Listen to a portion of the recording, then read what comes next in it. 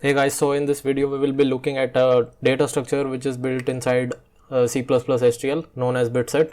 So what Bitset is actually is an array of elements which can have a value of 0 or 1. So let's say we have a bitset ARR. So let's say this is our bitset.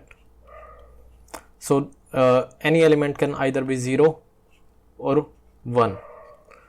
Okay, so let's say how we can represent this. So we have to write bitset and then size inside this and the name of the bitset we want to give. So let's say ARR and then we stop it. So now let's say I give size as equal to 2.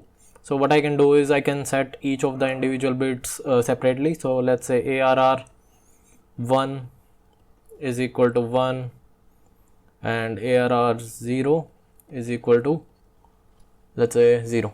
Okay, so this is how our bitset will work. So what do I mean by this is when I will set these two values 0 and 1, so what we will have in ARR will be as follows.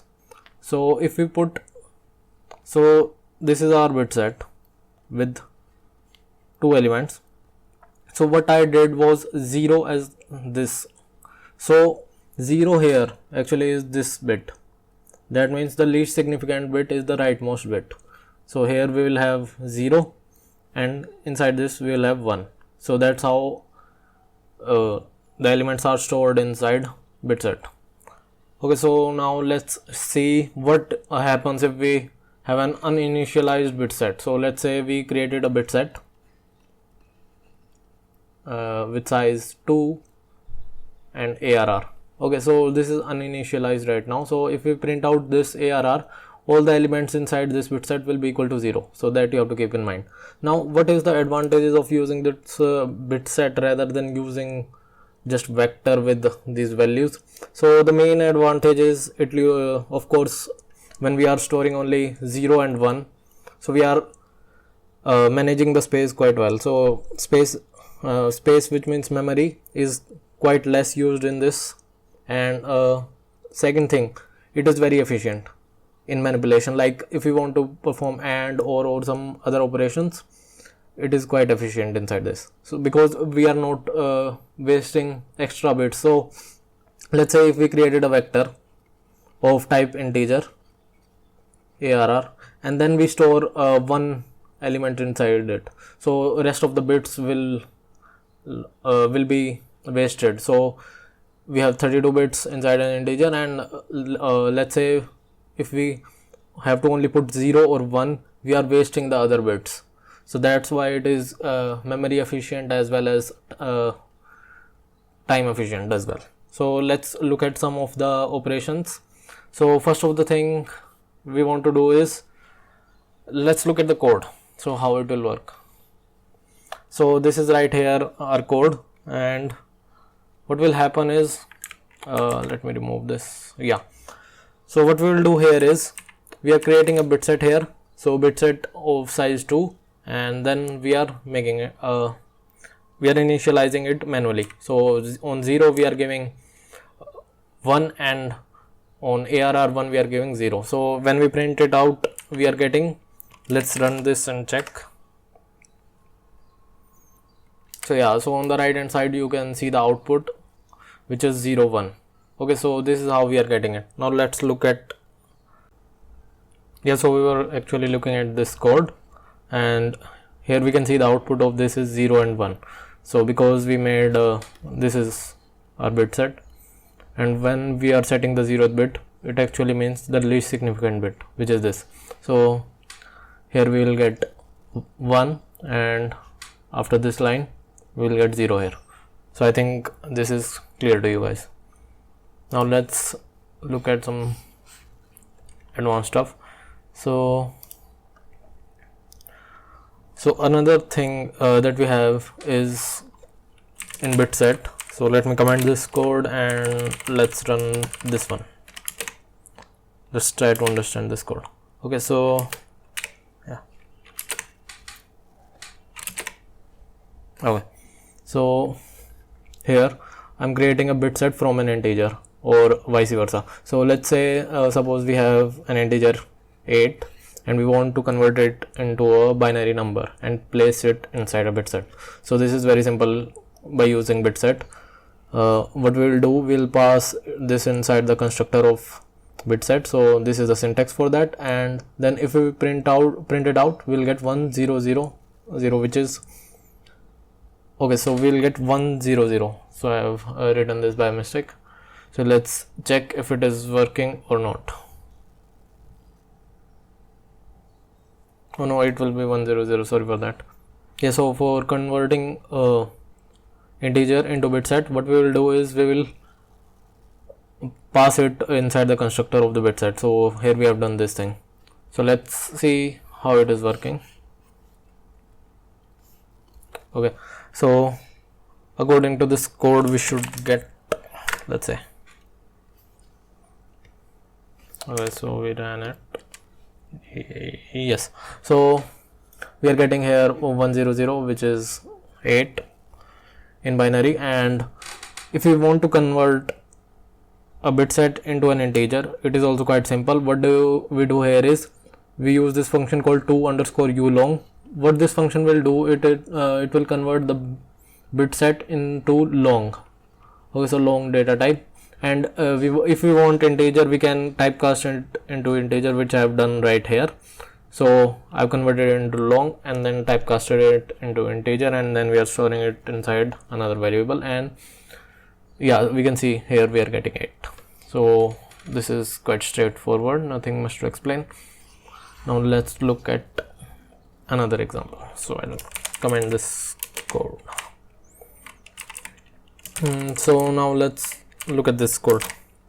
So here we are converting a string into bitset. This is quite useful because most of the time in competitive programming, whenever a binary number is given, it is usually without spaces. So it is like 1010 and something, and there are no spaces, so we can't put it inside bitset directly. So what we can do is we can take input inside a string and then pass that string onto the constructor of bitset, so that it will convert it into bitset for us. So here we have the string str, and then we are passing it inside the constructor. And next thing we are doing is we are printing out all the numbers. So this thing I've done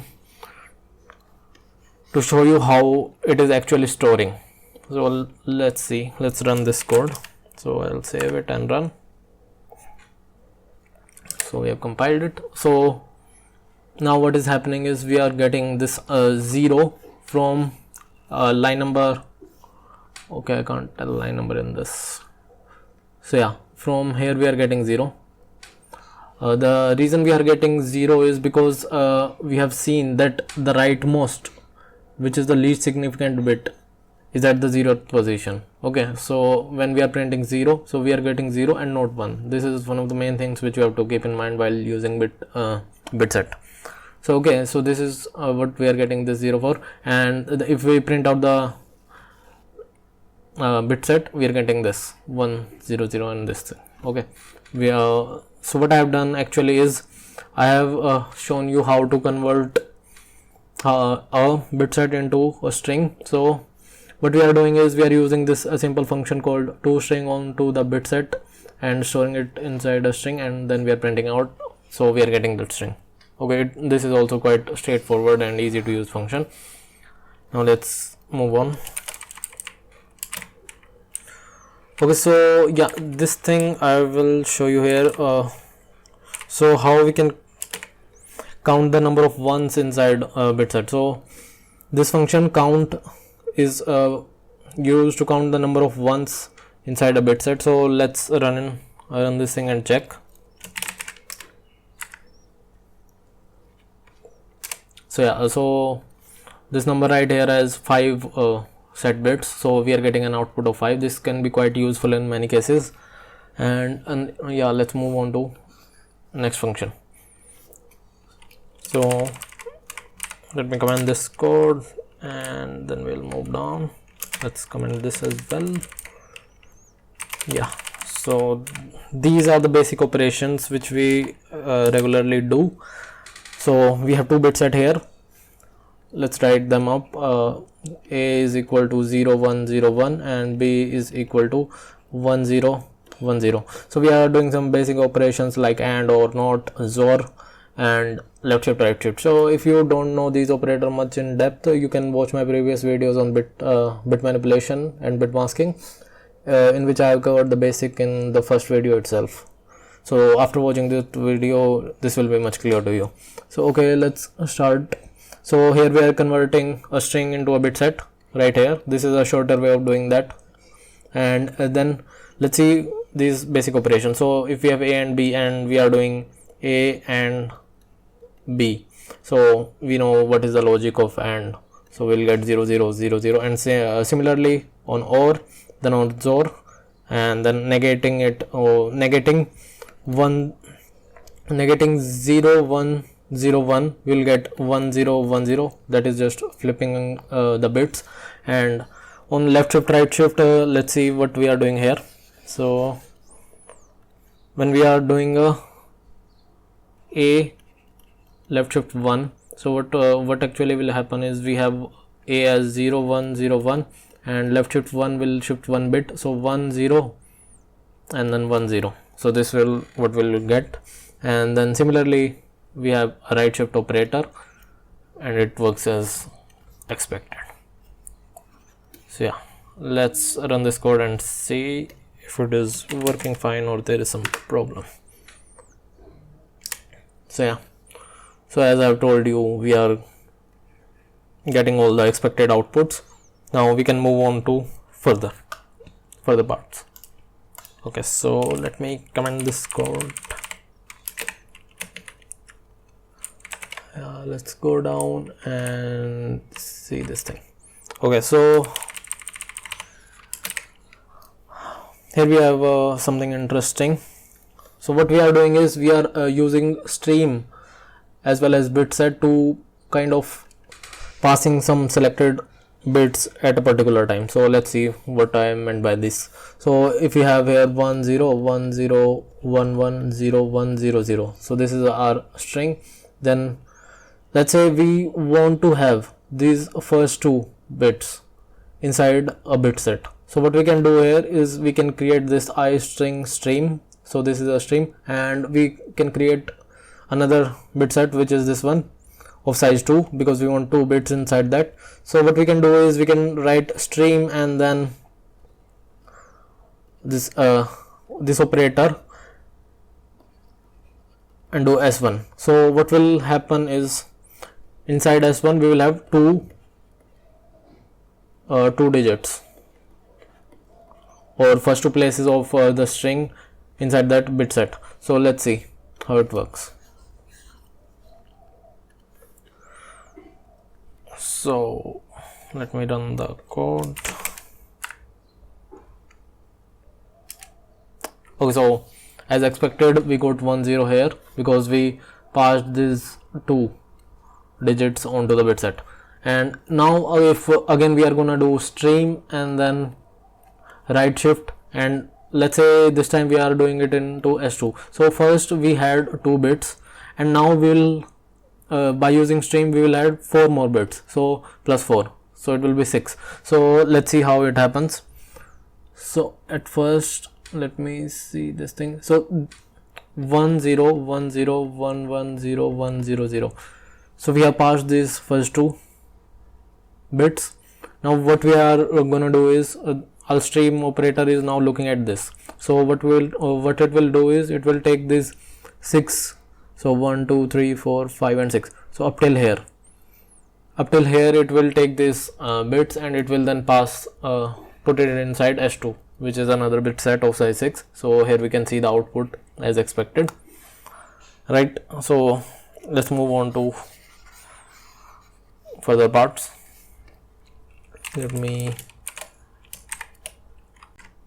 So let's say we want to check if there is at least 1 bit inside the bit set which is set. So what we can use is a function named any. So here we have 2 bit set A1 and A2. So A1 is 1 0 1 0 and A2 is 0 0 0 0. So when we run A1.any, So we know there are 2 bits which are set, that is 1. So what we'll get is true or 1, right?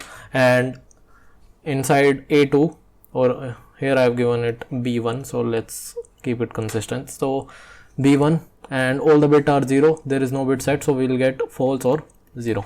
So let me run this and see if we get the output as expected or not.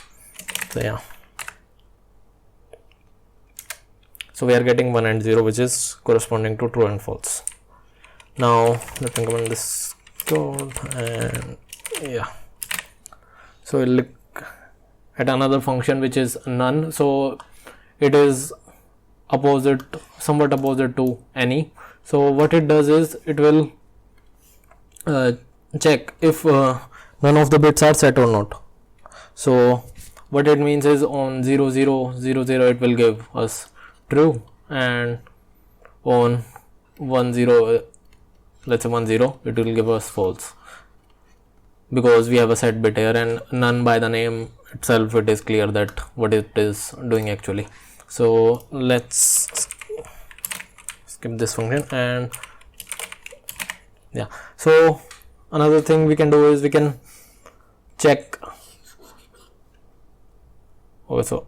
Yeah, so I've created a bit set which is 1 1 1 1.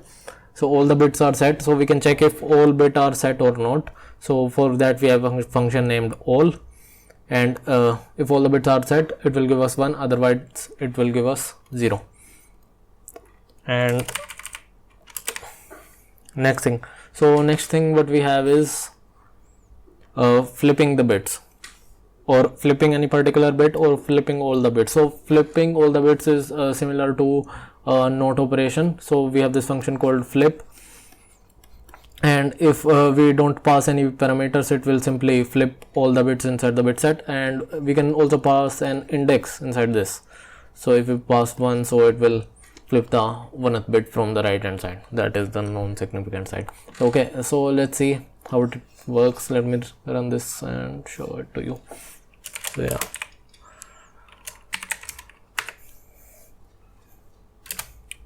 So yeah, so we have the output here. I guess there is something left uncommented, or yeah, so this is fine. So this one, so first up we have A3 as 1 0 1 0. So what happens if I flip all the bits? So what I did was call A3 dot flip without any parameter, so it will give us 0 1 0 1, which is this first one. Now what I have done is I printed what is the state of A3. So now A3 has become 0 1 0 1, so which is this one. And after we perform another flip, and this time I am giving it a index, so I have given it 1. So what it will do is it will take this 0 1 0 1, and this is this one, this bit it will flip, so we are getting 0 1 1 1. So I hope this is quite clear to you. And now let's look at another function, so which is this one. Yeah, let me erase this. Okay, so what we have here is resetting the bits. So we have A4 as 1 0 1 0. Now A4 dot reset with an index will make that bit equal to 0. So resetting bit means making it changing its state from 1 to 0. That is what is the meaning of reset. So what I have done is A4 dot reset, and then I've passed index 1. So index 1 is this one, so we'll get 1 0 0 0. And A4 dot reset, if we reset the completely, what we'll get is all the bit will be 0. Okay, so this is how it works. Now let's run this and see if I'm right or not. So yeah, so it was as expected, 1 0 0, which I've written here, and this one, which is there. So okay, so this is another useful function. Now let's see the last function of this video.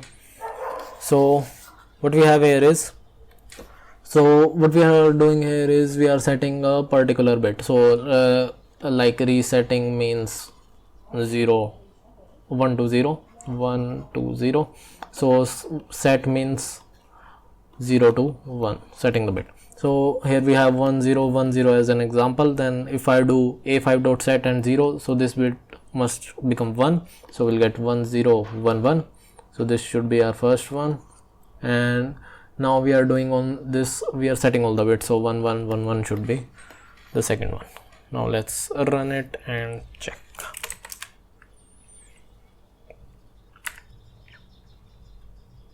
Okay, so here we are getting the output as expected. So this was all for this video. If you liked it, please click the like button and do subscribe the channel. And in the next video we are gonna be looking at some advanced functions of Bitset. And if you have any suggestions, please post it in the comment section. If you want a video on another topic, we can do that as well. And now I will be posting the videos quite frequently, so you can ask your any doubts there. And yeah, thank you.